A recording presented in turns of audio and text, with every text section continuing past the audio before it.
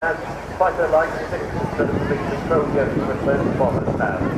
So it was really designed to be highly manoeuvrable and high and low speed. Just sub-polished this aircraft, not just polished. Looks unbelievable, all fails, that's fine.